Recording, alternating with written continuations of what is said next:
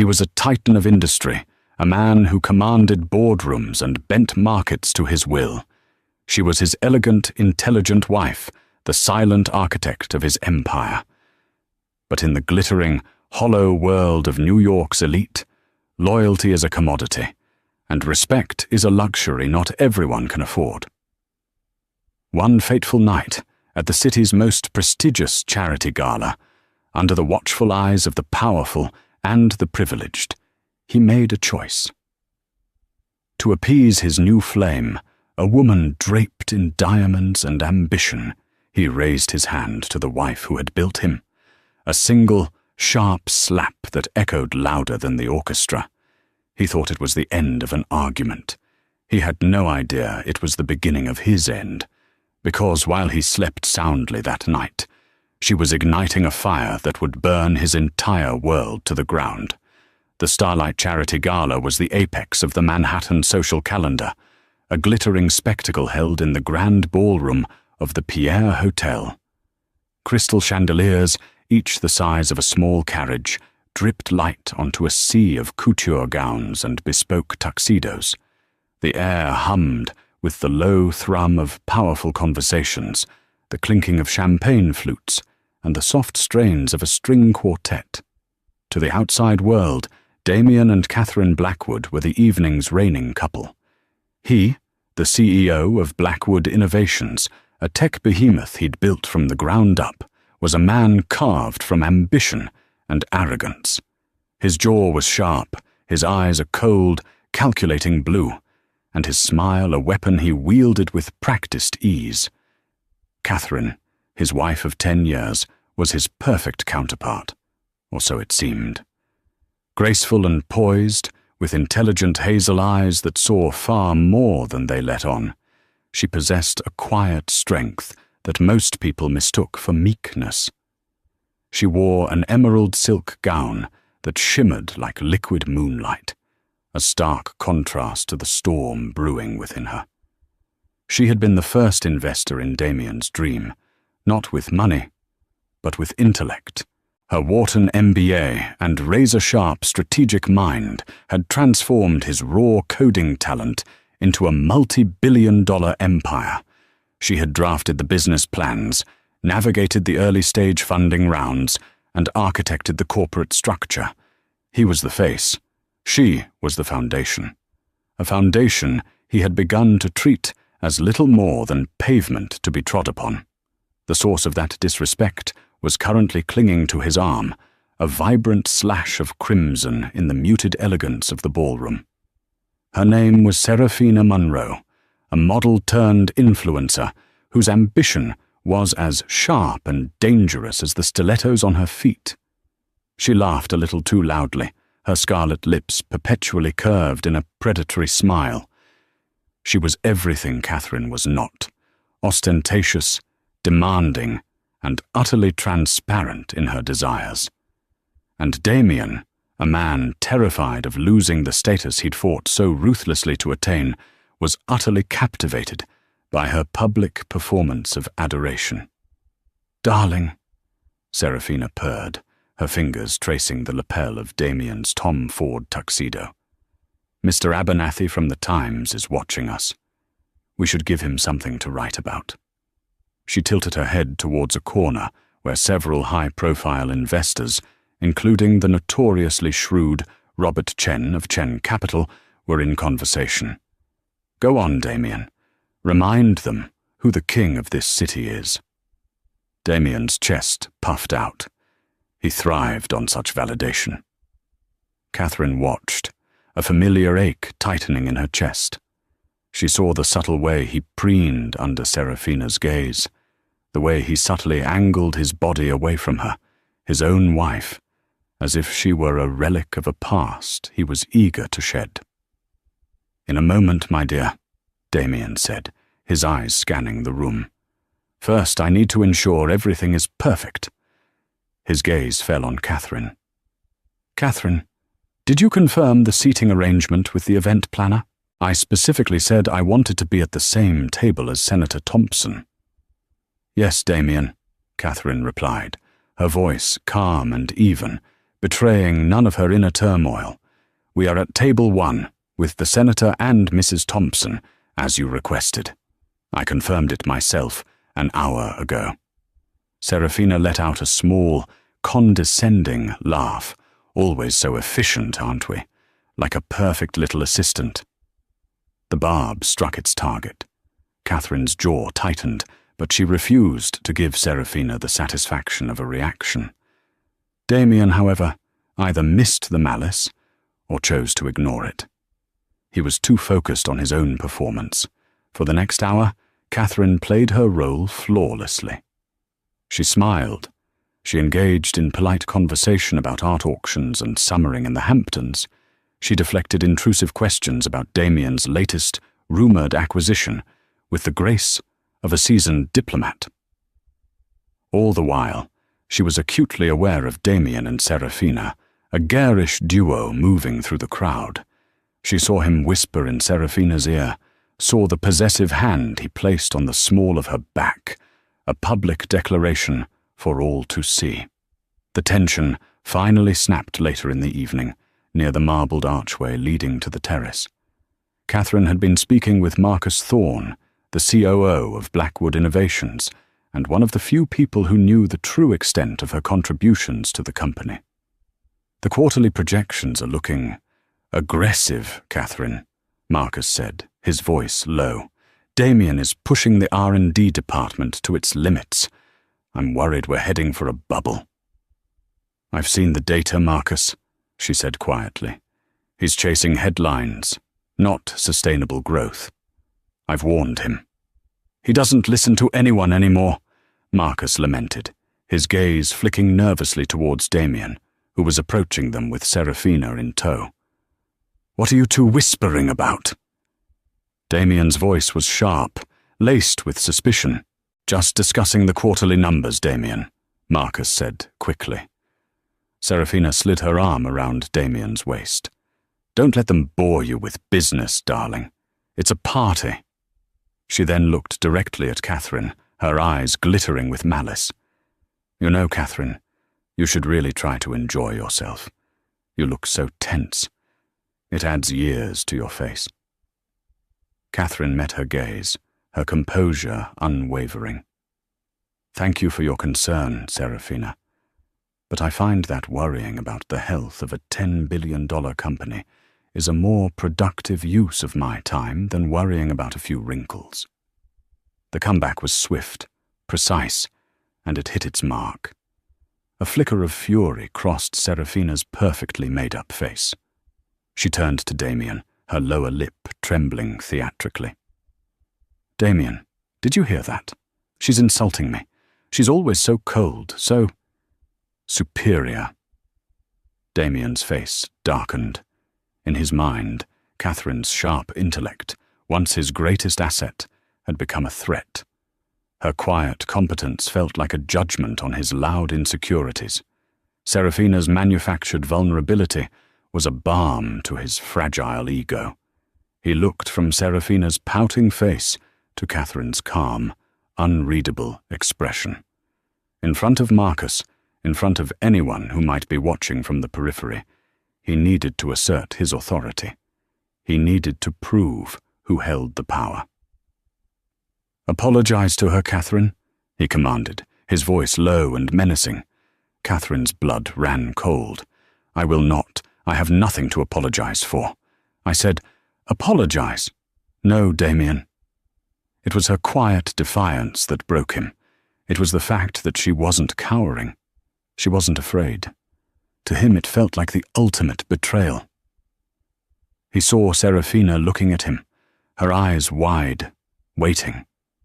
He felt the phantom eyes of the entire New York elite upon him. In that single, terrible moment, his vanity and his cruelty won.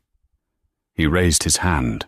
The sound of the slap was sharp, a brutal crack that cut through the murmur of the gala.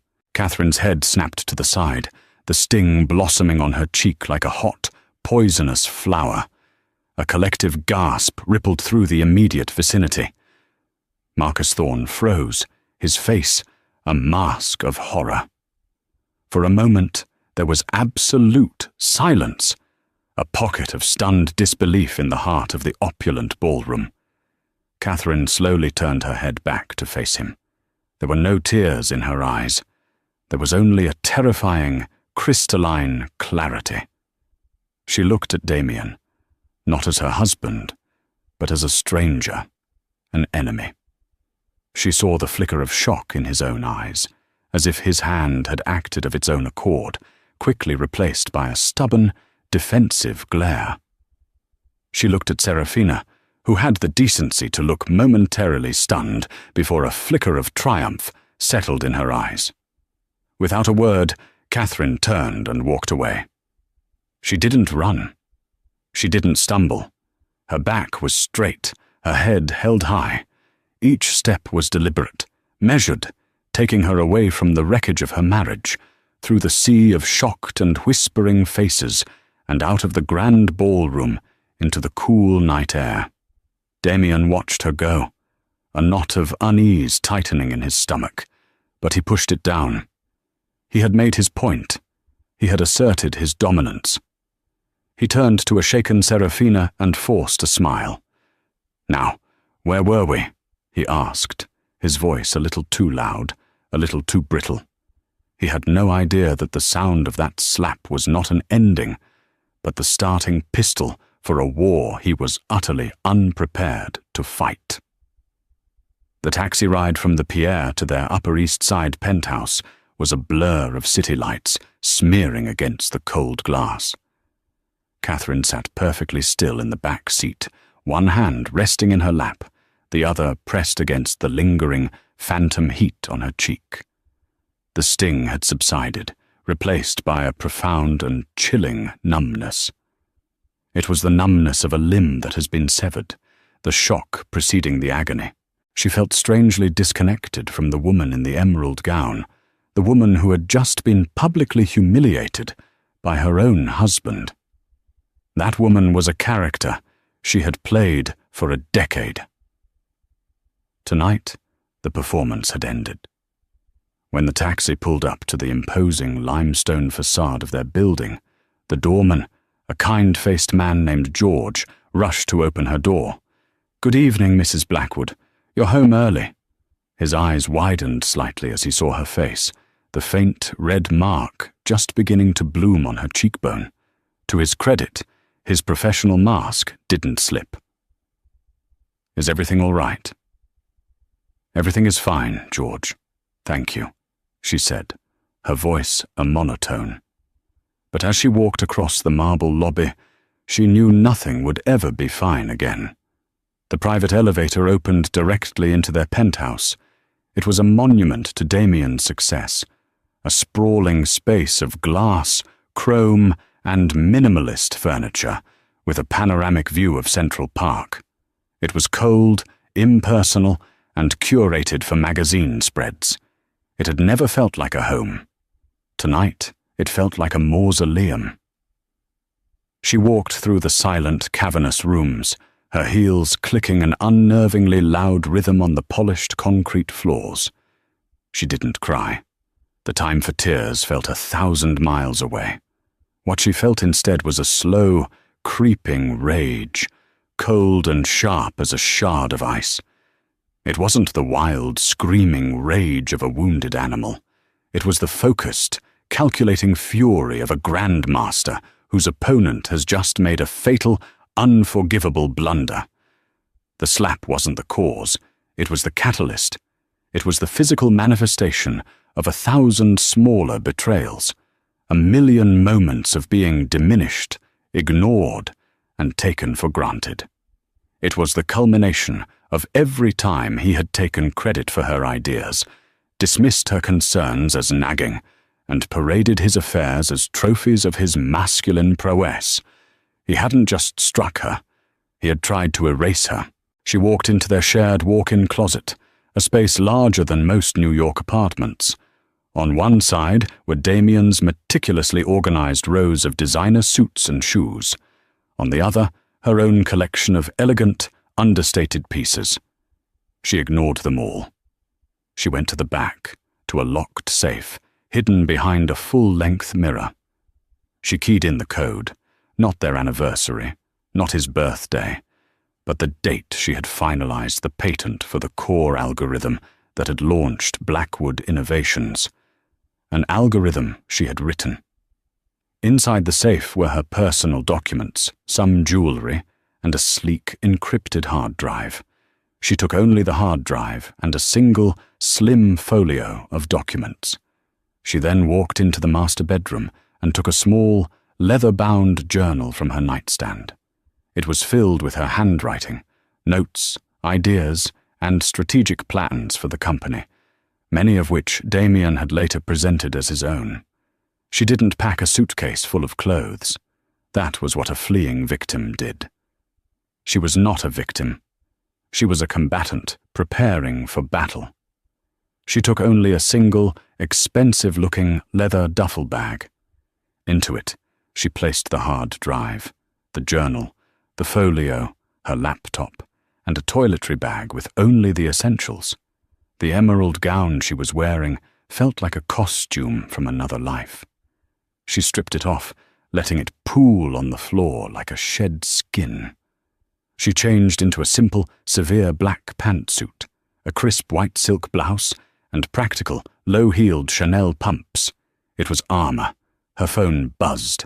It was Damien. She ignored it. It buzzed again, and again. Texts began to pour in. "Catherine, where are you? We need to talk. You're overreacting." The final one, sent minutes later, was the most telling. "Don't do anything stupid. Think of the company's reputation." His reputation. Not her pain, not their marriage. The company, the entity she had built. A bitter smile touched her lips. Oh, she was thinking of the company. She was thinking of it very, very carefully.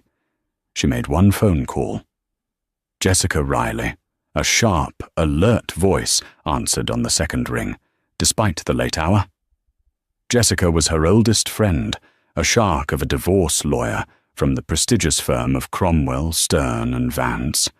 The Vance was her father. "Jess, it's me." "Kat, what's wrong? I heard what happened at the gala. My colleague David was there. He called me."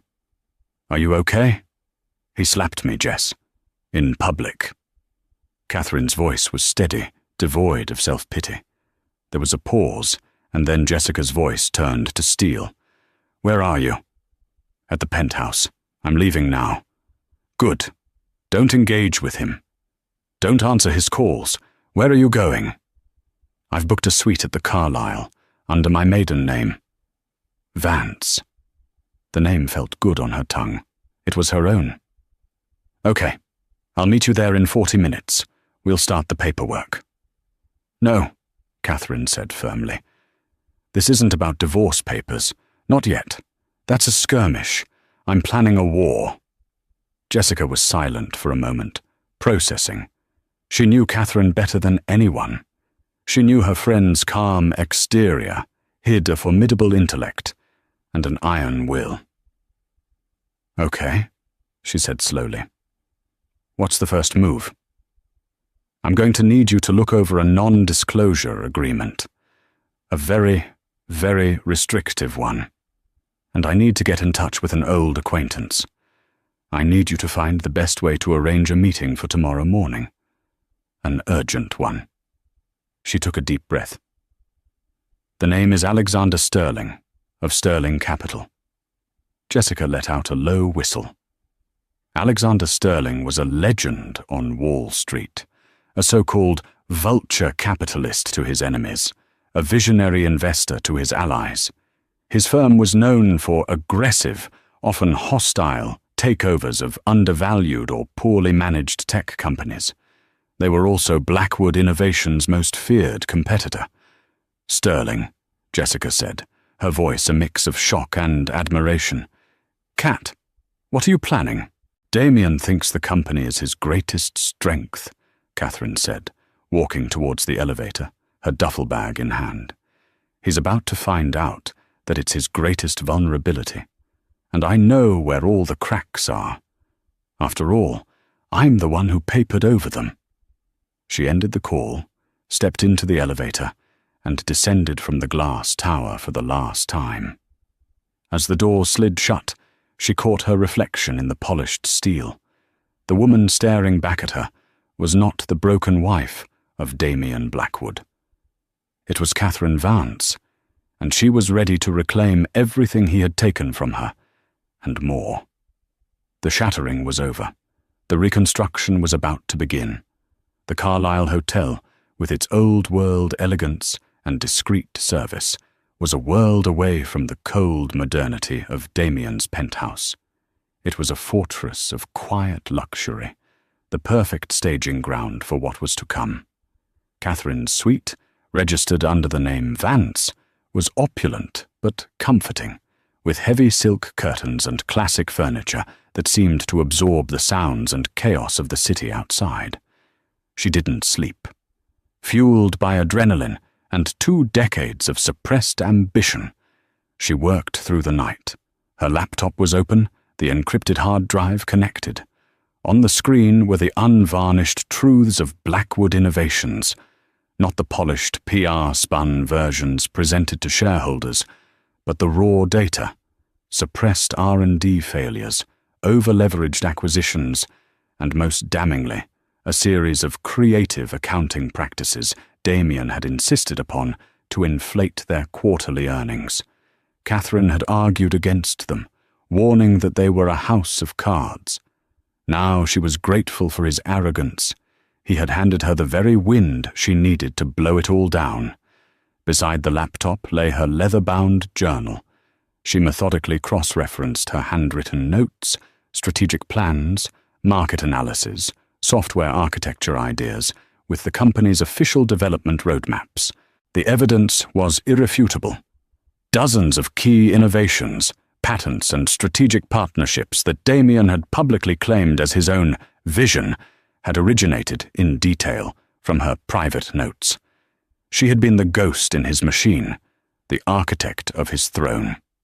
At 7 a.m. Jessica arrived, looking sharp and alert in a navy blue suit. She carried a briefcase and 2 cups of coffee. She handed one to Catherine, her eyes scanning her friend's face. "You look like you haven't slept," she observed. "Sleep is a luxury for peacetime, Jess," Catherine replied, taking a sip of the coffee. "Did you make the call?" Jessica nodded, setting her briefcase on the mahogany desk. "It wasn't easy.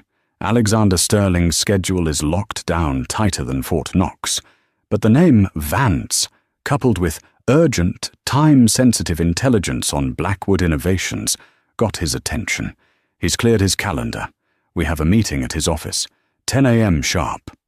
"Good," Catherine said, a grim satisfaction in her voice.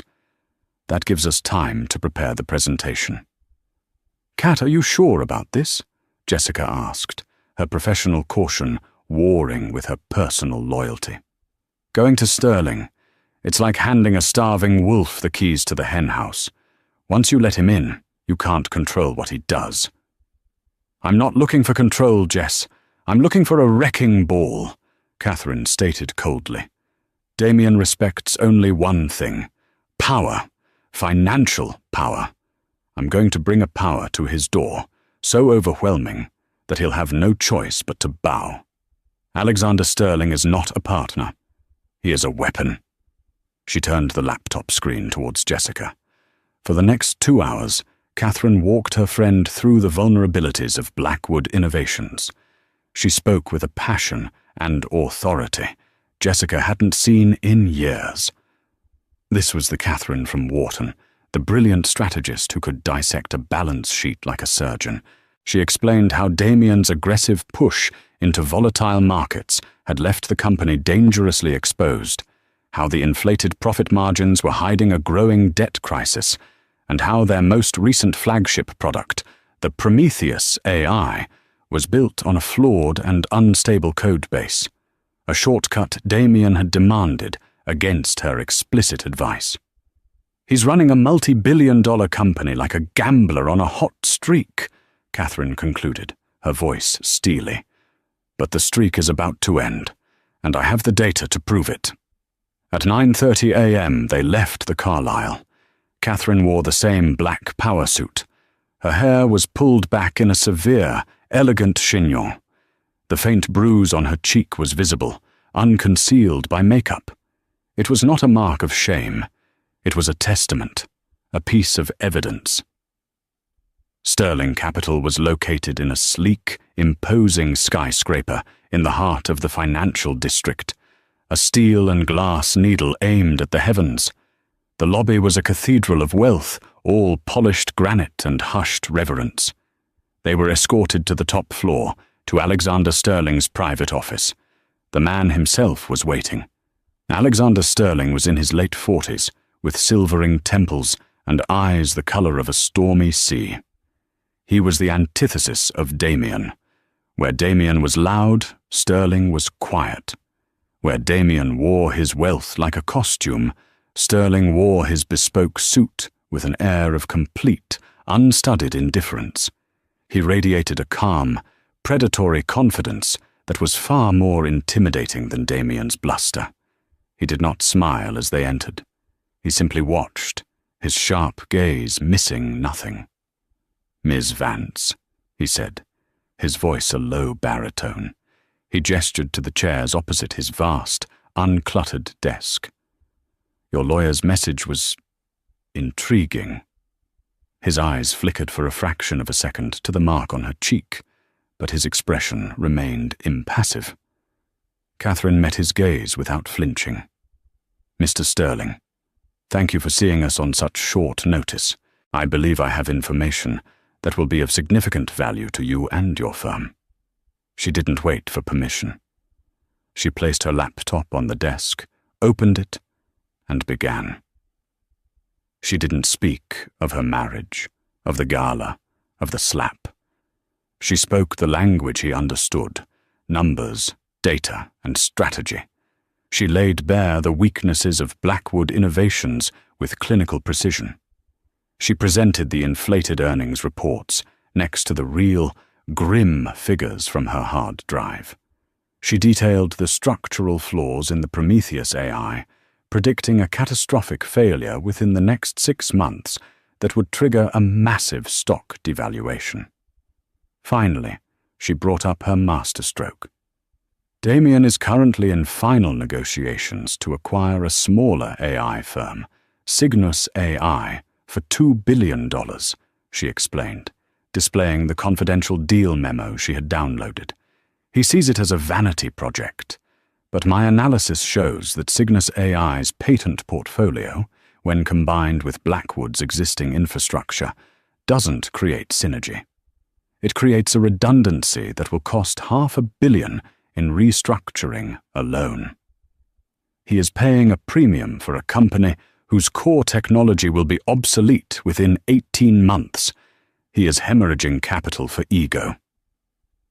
Alexander Sterling leaned forward, his elbows on the desk, his fingers steepled.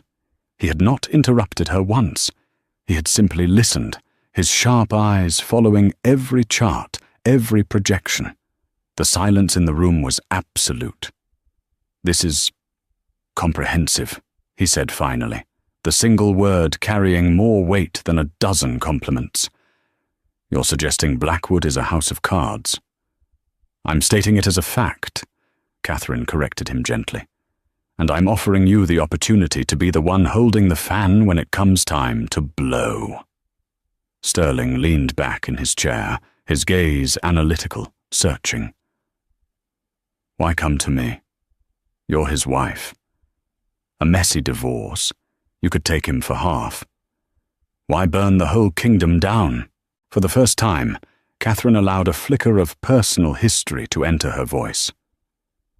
"Because I helped build that kingdom, Mr. Sterling, and my name is not on a single brick. Damien Blackwood believes he is the sole architect. He has forgotten the importance of a strong foundation. I am not here for alimony. I'm not here for a settlement."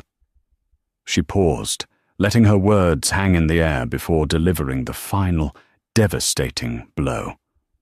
"I am here for equity. I will provide you with the blueprint to acquire his company at a fraction of its current market value. In return, when Sterling Capital takes control, I want a senior executive position, a seat on the new board, and a significant stake in the restructured company. I am not selling my revenge, Mr. Sterling. I am leveraging my intellectual property." Alexander Sterling looked at her, and for the first time, a slow, appreciative smile spread across his face. It was the smile of a predator recognizing a fellow hunter. He wasn't looking at a scorned wife. He was looking at his next, and perhaps most brilliant, business partner. "Miss Vance," he said, extending a hand across the desk. "I believe we have a deal." Damien Blackwood arrived at the headquarters of Blackwood Innovations at 9 a.m., feeling triumphant. The night had been a blur of champagne and fawning admirers after Catherine's dramatic exit. Serafina had been suitably impressed by his show of strength, and her flattery had soothed his bruised ego. He'd woken up that morning with a mild hangover and a sense of righteous indignation. Catherine's disobedience had been a public embarrassment, but he had handled it. He had put her in her place. He expected she was holed up in some hotel, crying, ready to come crawling back with a tearful apology. He'd make her sweat for a day or two before graciously allowing her to return. He strode through the gleaming lobby, nodding curtly at the employees who scurried out of his way. "Morning, Mr. Blackwood," they'd murmur. He was the king in his castle, the master of his universe. His executive assistant, a perpetually nervous young woman named Clara, met him at his office door. "Good morning, sir. The board members are assembling for the 10 a.m. emergency meeting you called." "Excellent," Damien said, tossing his coat onto a chair. He'd called the meeting to fast-track the Cygnus AI acquisition, a move that would splash his face across every business journal. It was the perfect way to bury the gossip from last night's gala under a headline of corporate conquest. "Any messages?" "Your wife's lawyer called, sir. Jessica Riley," Clara said, her eyes fixed on her tablet. "She said to inform you that Mrs. Blackwood, that Miss Vance, would be attending the board meeting." Damien laughed, a short, sharp bark. "What? Is she coming to apologize in front of the board? A little dramatic, even for her." He dismissed the thought. She was probably bluffing, trying to rattle him. Fine, let her come. It will be educational for her. At precisely 10 a.m., Damien entered the boardroom on the 50th floor. The room was designed to intimidate, with a long, black granite table and floor-to-ceiling windows offering a godlike view of the city. His board was assembled, a collection of stern, grey-haired men he'd carefully selected for their pliability. Marcus Thorne, the COO, sat among them, his face pale and drawn. He wouldn't meet Damien's eye.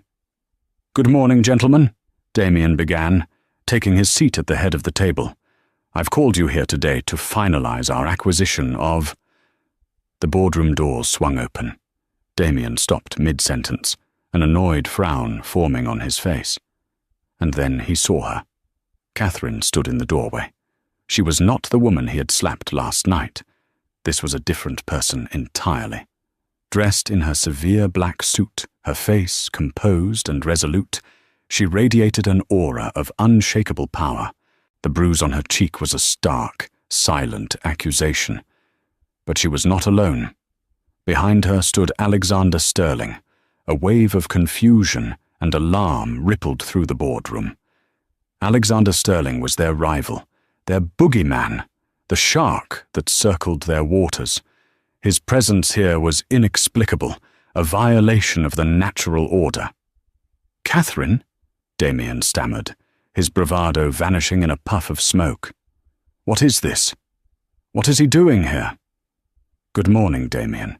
"Gentlemen," Catherine said, her voice clear and steady as she walked into the room. She didn't take a seat. Instead, she stood at the opposite end of the table, commanding the room's attention. Alexander Sterling stood slightly behind her, a silent, imposing presence. I apologize for the intrusion. I am here today not as your wife, Damien, but as a representative of a new business proposal. Mr. Sterling is here as my associate." Damien gaped at her. "Business proposal? What are you talking about? This is a private board meeting." "It's about to become a very public one if you don't listen," Catherine said calmly. She nodded to Jessica Riley, who had followed them in, and began handing a thick, bound document to each board member. "Please take a look at the portfolio in front of you. It's an offer from Sterling Capital." The board members, their faces a mixture of confusion and intrigue, began to flip through the pages. A stunned silence descended upon the room, broken only by the rustle of paper. Damien stood up, his face turning a blotchy red. "An offer? An offer for what? This is absurd. Security, get them out of here." "I wouldn't do that if I were you, Mr. Blackwood," Alexander Sterling spoke for the first time, his voice dangerously soft. "Because the document your board is currently reading is a preliminary, but very generous, tender offer to acquire a controlling interest in Blackwood Innovations." The blood drained from Damien's face. "Acquire? You can't. Our stock is at an all-time high. Our valuation is a fantasy," Catherine cut in, her voice sharp as a razor. "And that is why I am here." For the next 20 minutes, Catherine systematically and dispassionately dismantled the company she had helped build. She projected charts and figures onto the room's main screen from her laptop. She exposed the creative accounting, the hidden debt, the precarious market position. She walked them through the technical flaws of the Prometheus AI, predicting its inevitable and costly failure. Her delivery was flawless, her command of the facts absolute. The board members stared, mesmerized and horrified, as the woman they had only ever known as the CEO's quiet, pretty wife revealed herself to be the true master of their company's universe. "And finally," Catherine said, her gaze locking onto Damien's, "the Cygnus AI acquisition." She displayed the internal memo on the screen. "A $2 billion vanity project that will indebt this company for a decade to acquire redundant technology. An act of such profound fiscal irresponsibility that it borders on corporate malfeasance." Robert Chen, the investor who had been present at the gala, looked up from the portfolio, his face grim. "The offer from Sterling Capital is 30% above current market value. Given the irregularities Ms. Vance has just presented, this isn't just a generous offer. It's a lifeline." "This is ridiculous," Damien roared, slamming his fist on the table. "She's a liar, a bitter, scorned woman trying to destroy me." He turned on Catherine. "You did this? To get back at me for last night?" Catherine looked him dead in the eye. The entire room held its breath. "Last night was not the reason, Damien," she said, her voice dropping to a near whisper, yet carrying to every corner of the room. "It was merely the permission slip I gave myself to do what was necessary. You built this company on my intellect, my strategies and my work. And when you were done, you decided I was disposable." She gestured to the board. "I am simply demonstrating my value. The value you forgot." She turned back to the stunned board members. "Gentlemen, Sterling Capital's offer is on the table for the next 48 hours. It is conditional on the immediate removal of Damien Blackwood as CEO and the cessation of the Cygnus AI acquisition. Should you accept, I will be overseeing the transition as part of the new management team. I know where the bodies are buried. I also know where the treasure is." She closed her laptop. The presentation was over. Damien stood, shaking with a rage that rendered him speechless. He looked at the faces of his board, men he thought he owned, and saw not loyalty, but cold, hard calculation. He saw them looking from his trembling form to Catherine's steel composure, and he knew in that gut-wrenching moment, that he had already lost. Catherine and Alexander Sterling turned and walked out of the boardroom, leaving a bomb of their own making to detonate behind them. The fallout from the boardroom blitz was swift and brutal. Damien's world, once an impenetrable fortress of wealth and power, began to crumble with terrifying speed. He stormed out of the boardroom after Catherine and Sterling, his mind a maelstrom of fury and disbelief. He tried to rally his board, appealing to their loyalty, to their shared history, but it was useless. He was no longer speaking to friends. He was speaking to businessmen who had just been shown a lifeboat as their ship was taking on water. "Damien, be reasonable," Robert Chen had told him, his voice devoid of sympathy. "The woman just proved with data that our stock is overvalued by at least 40%. Sterling is offering a premium on that inflated price. If we refuse, and this information leaks, which it inevitably will, we'll be facing shareholder lawsuits that will tie us up in court for years. She's checkmated you." His first frantic call was to Serafina. He needed her comfort, her validation, her adoration. He found her at her apartment, surrounded by packed Louis Vuitton luggage. "What's all this?" he demanded, his voice strained. "Are you going somewhere?" Serafina didn't look up from a box of jewelry she was sorting. "I'm going to Milan for a few weeks. A new contract," she said, her tone cool and distant. "Milan? Now? I need you here," he exclaimed. "Catherine, she's trying to destroy me. She went to Alexander Sterling." Serafina finally looked at him, her expression unreadable. "I heard. It's all over the financial news feeds already. Sterling Capital launches hostile takeover bid for Blackwood Innovations." She shrugged, a delicate, dismissive gesture. "It sounds messy." "Messy? It's a war. And I need you by my side. We're a power couple, remember?" A small, cruel smile played on her lips. "Damien, darling," she said, her voice dripping with condescension. "We were a power couple when you had power. I attached myself to a rising star, not a falling one. A CEO in the middle of a hostile takeover, with his brilliant wife leading the charge against him. That's not a good look. It's embarrassing." The word hit him harder than the slap he'd delivered to Catherine.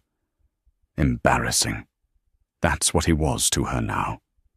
He realized with sickening clarity that he had never been more than a stepping stone, a means to an end.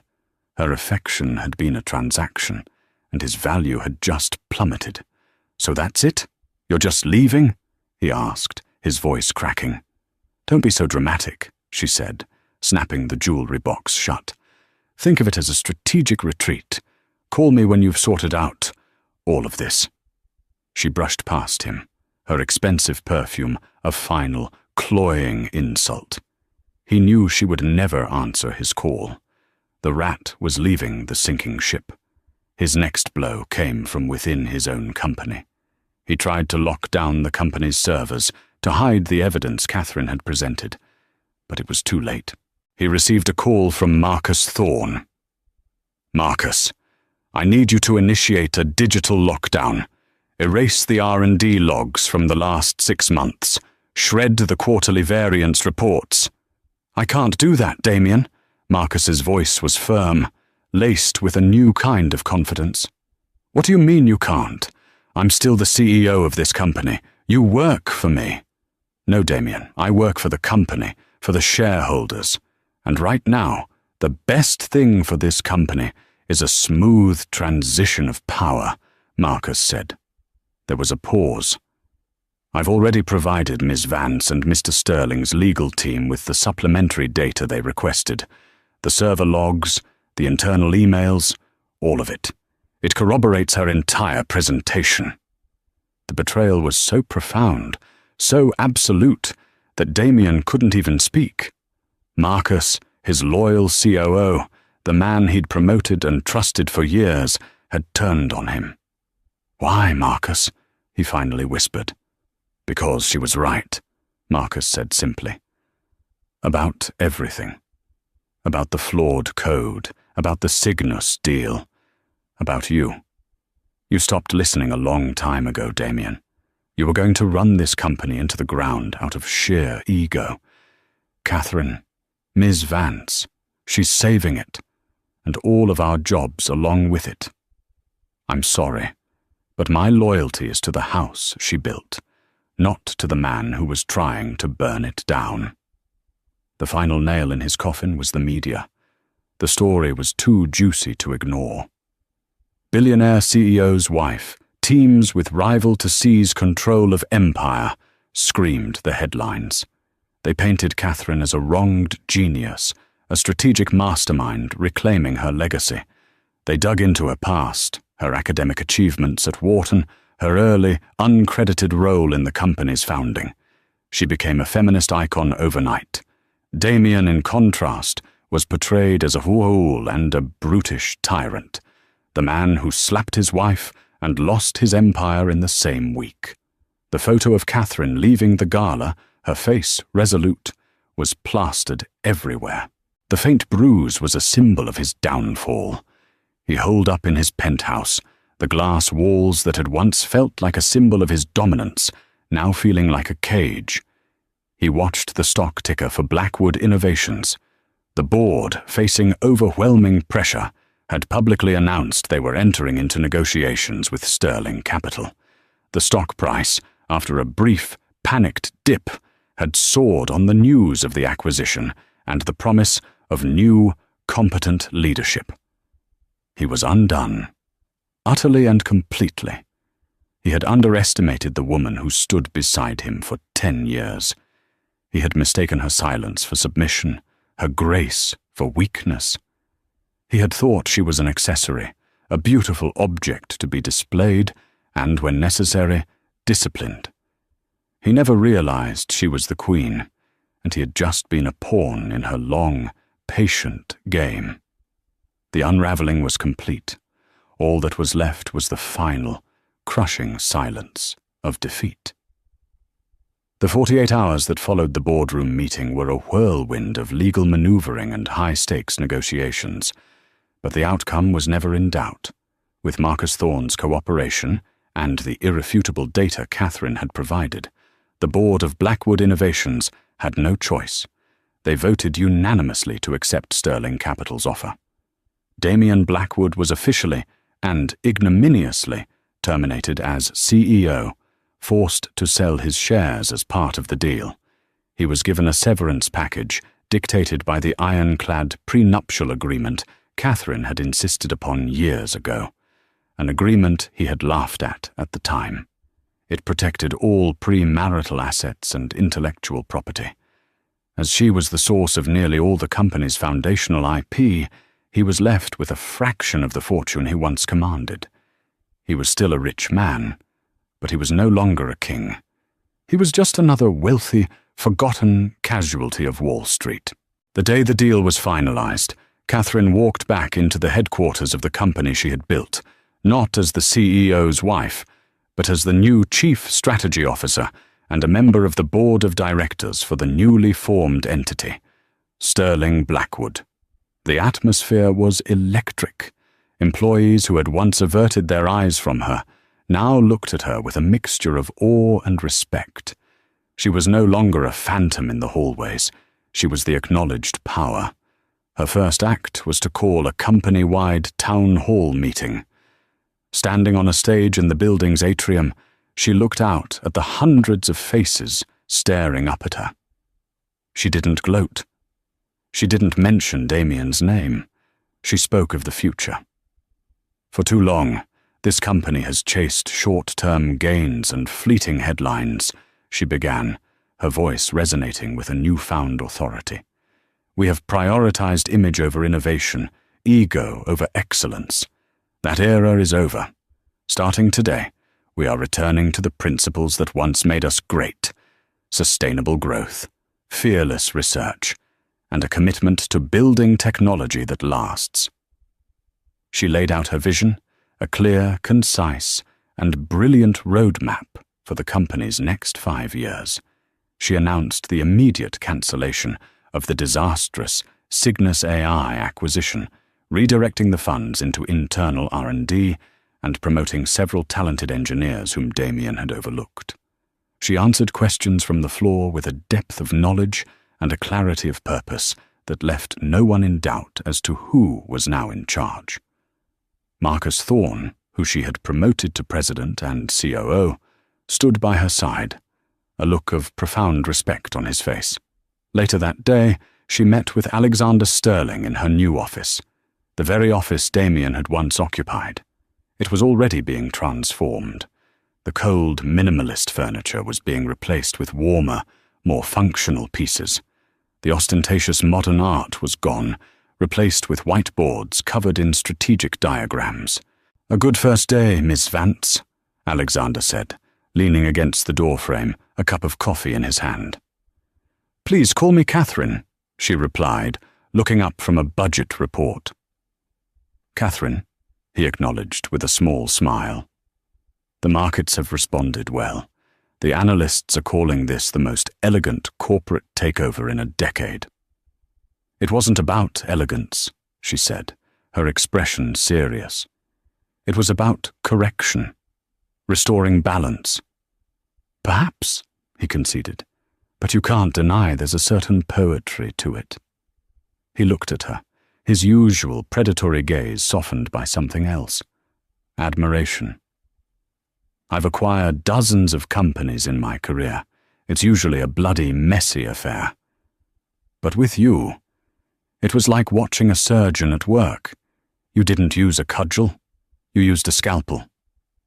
"Damien was the architect of his own downfall," Catherine said, unwilling to take full credit for his self-destruction.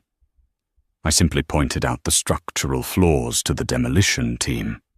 Alexander chuckled, a rare, genuine sound. "A modest surgeon, then.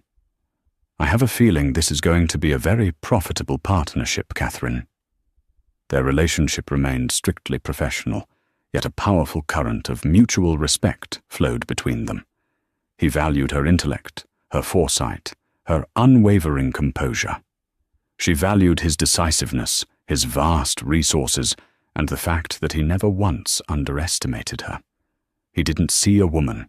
He saw a brilliant mind, a formidable ally. For Catherine, after a decade of being treated as an accessory, that respect was more valuable than any romance. That evening, she did not return to a hotel suite. She had purchased a beautiful brownstone in the West Village, a place with character and warmth, filled with books and art that she loved. It was hers, bought with the first payment from her new, staggering salary and signing bonus. As she unlocked her own front door, carrying a bag of groceries, a sense of profound peace washed over her. She wasn't just reclaiming her company, she was reclaiming her life, her name, her identity. The gilded cage was gone, its bars melted down and reforged into a key. The new dawn wasn't just for Sterling Blackwood. It was for Catherine Vance. And it was just beginning. 6 months passed. The transition at Sterling Blackwood was not just smooth, it was transformative. Under Catherine's strategic guidance and Marcus's operational management, the company flourished. She dismantled Damien's reckless projects, stabilized the company's finances, and fostered a new culture of genuine innovation. The flawed Prometheus AI was scrapped, and a new, more stable and powerful version, codenamed Phoenix, was already in development. Built on the solid foundation of her original architectural plans, the company's stock price didn't just recover, it reached unprecedented new heights.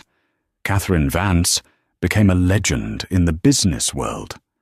She was the subject of a glowing cover story in Forbes magazine, titled "The Architect: How Catherine Vance Rebuilt Her Empire." The article detailed her quiet but crucial role in the founding of Blackwood Innovations and her masterful strategy in seizing control. The accompanying photograph was of her in the new boardroom, poised and powerful, with Alexander Sterling looking on with clear admiration. She was no longer defined by her relationship with Damien. He was now a footnote in her story. Her relationship with Alexander had deepened into a formidable professional partnership and a quiet, budding friendship. They were intellectual equals who challenged and respected one another. There were hints of something more, shared dinners that lasted for hours, conversations that strayed from business to art, philosophy, and their pasts. But they were in no rush. For the first time in a long time, Catherine was building something for herself, on her own terms, and she was savouring every moment. One crisp autumn afternoon, Damien Blackwood sat alone at an outdoor cafe in a quiet, forgotten corner of Soho. His world had shrunk dramatically. The sycophants and hangers-on had vanished along with his CEO title. His invitations to galas and exclusive parties had dried up. He was a social pariah, a cautionary tale whispered about at the very events he once dominated. Serafina had never called. He'd seen her once, photographed on the arm of a much older, much richer European industrialist. She hadn't even given him a second glance. He was scrolling through the news on his phone when he saw it. The cover of Forbes. He stared at the image of Catherine, his Catherine, looking more regal and confident than he had ever seen her. He read the headline, "The Architect." The word twisted in his gut. He read excerpts from the article, quotes from Marcus Thorne praising her vision, from industry analysts lauding her genius, from Alexander Sterling calling her his most valuable asset. There was a small, bitter paragraph about him, describing him as the ousted founder whose aggressive but reckless leadership had nearly ruined the company. He was the villain in her heroic tale. As he sat there, a wave of cold, hard clarity washed over him. He had never truly seen her. He had seen a wife, an assistant, a reflection of his own success. He had never seen the brilliant, formidable woman who had been standing beside him all along, holding up the pillars of his kingdom. The slap had not been a show of strength.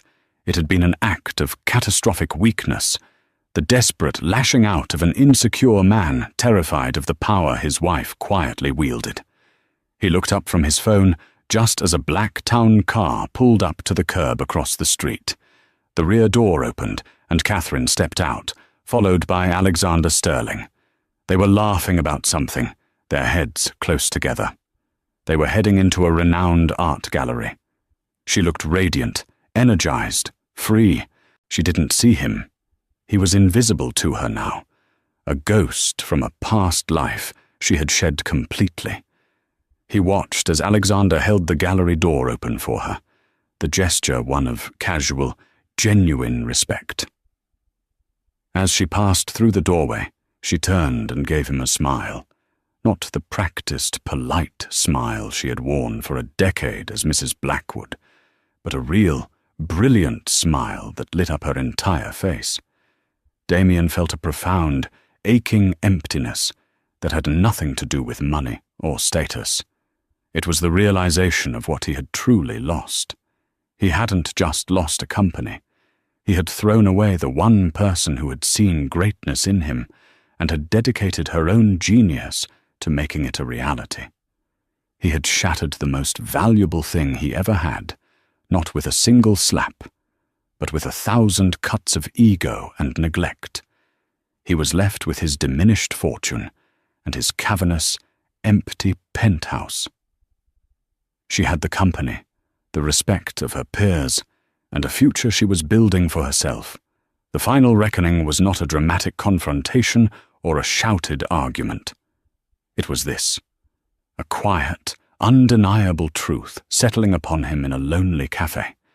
He had slapped his wife to please his mistress, and the next day she had arrived with an army and calmly, methodically taken back the world she had built, and he had no one to blame but himself. And so, Catherine Vance's story becomes a powerful lesson in value, respect, and the quiet strength that so many people underestimate. It's a reminder that the silent partner in the room is often the most powerful, and that true strength isn't about raising your voice or your hand, but about knowing your worth and having the courage to claim it. Damian Blackwood thought he was breaking his wife, but he only succeeded in breaking the chains that held back a titan. She didn't seek simple revenge. She sought reclamation, building a brighter future from the ashes of a painful past. What did you think of Catherine's incredible transformation? Was her boardroom takeover the ultimate power move? Let us know your thoughts in the comments below. If you were moved by her story of resilience and empowerment, please give this video a thumbs up and share it with someone who needs to be reminded of their own strength. And of course, for more compelling stories like this, make sure you hit that subscribe button and ring the notification bell. You won't want to miss what we have coming next. Thank you for listening.